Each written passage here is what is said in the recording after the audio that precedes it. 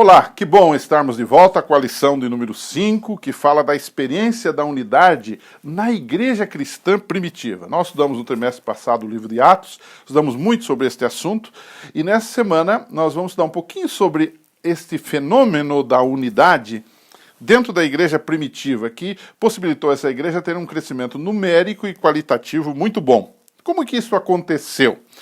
Anotei aqui algumas coisas num primeiro bloco, dizendo que essa unidade aconteceu porque houve, por parte da igreja, um preparo intencional para ela, para a unidade e para o crescimento, não é? Quando Jesus subiu aos céus, ele disse assim: recebereis poder ao descer sobre vós o Espírito Santo. Então, o Espírito Santo e esses dias de preparação espiritual após a ascensão de Jesus culminaram, por exemplo, nos eventos do Pentecostes e no que veio depois deles, né? O primeiro versículo do capítulo 2 de Atos afirma que naquele dia, antes do derramamento do Espírito Santo, os discípulos estavam unânimes, reunidos no mesmo lugar. Ou seja, eles estavam já em unidade providenciada pelo Espírito Santo.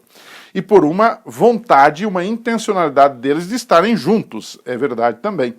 E o texto diz que veio do céu como um vento, um som como de um vento impetuoso, e todos foram,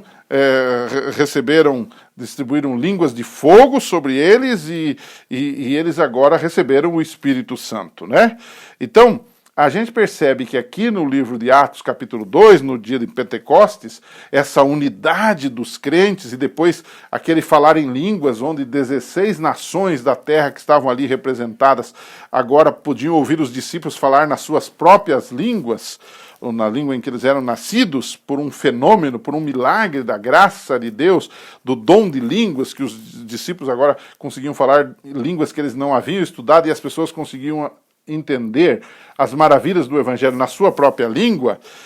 Foi uma espécie de exemplo, de protótipo desta reunificação da família humana, que tinha tido seu exemplo ruim lá na Torre de Babel, quando houve uma dispersão com diferentes línguas. Aqui as diferentes línguas geram, na verdade, uma unidade, um milagre pelos dons de Deus. Então, o primeiro bloco da nossa semana, que fala da igreja primitiva, é que essa igreja teve um preparo intencional para a unidade e para o crescimento, mas esse preparo foi na busca do poder do Espírito, e o poder do Espírito produziu o milagre da unificação desses nossos irmãos, da conversão e da unificação desses nossos irmãos, que agora estavam prontos para pregar o Evangelho em todo o mundo, né?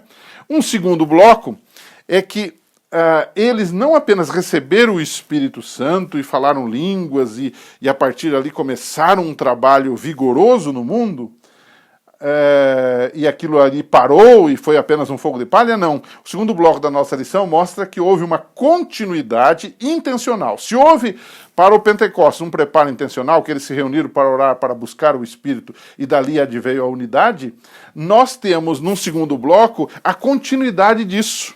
Então, quando você vai, por exemplo, para Atos 2,42, diz que eles se dedicavam ao ensino dos apóstolos, à comunhão, ao partir do pão e às orações.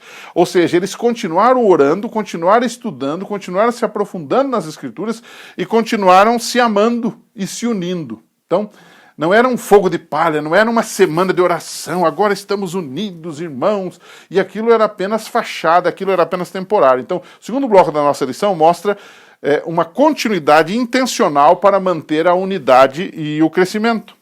Eles passavam o tempo orando, partindo pão, eles contavam com a simpatia do povo, eles pregavam ao povo, eles faziam milagres, não é?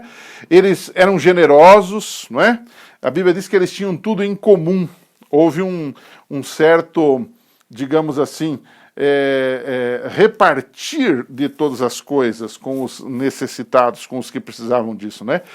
Quando você vai, por exemplo, Atos capítulo 4 e capítulo 5, eu percebo ali um certo confronto, um contraste entre alguém generoso, que foi Barnabé, que vendeu a sua propriedade e depositou tudo que ele tinha aos pés dos apóstolos num símbolo de fidelidade a Deus, e de generosidade e de vontade que aquele dinheiro fosse usado para ajudar no crescimento da igreja, com Atos capítulo 5, quando você tem Ananias e Safira, que cometem a mesma coisa de Barnabé, só que eles simplesmente fazem o quê? Eles vendem a propriedade, mas eles não dão tudo o que eles haviam prometido. E o Espírito Santo descobre isto e há aquela fatalidade que nós conhecemos, que foi o juízo de Deus que veio sobre Ananias e Safira em Atos 5. Então, as duas coisas conviveram ali na igreja primitiva, mas com destaque para a generosidade desta igreja. Então, essa unidade, ela se manifesta não apenas lá no Pentecostes, mas na sequência. Houve uma continuidade disso, né? E depois você tem também, por exemplo, Paulo arrecadando para as igrejas donativos para os pobres de Jerusalém, mostrando toda essa generosidade da igreja. Ou seja, a generosidade da igreja e a unidade da igreja, um ajudando o outro, não foi apenas um fogo de palha. Esse é, digamos, em tese, a lição dessa semana, que trata da igreja, da unidade da igreja no cristianismo primitivo.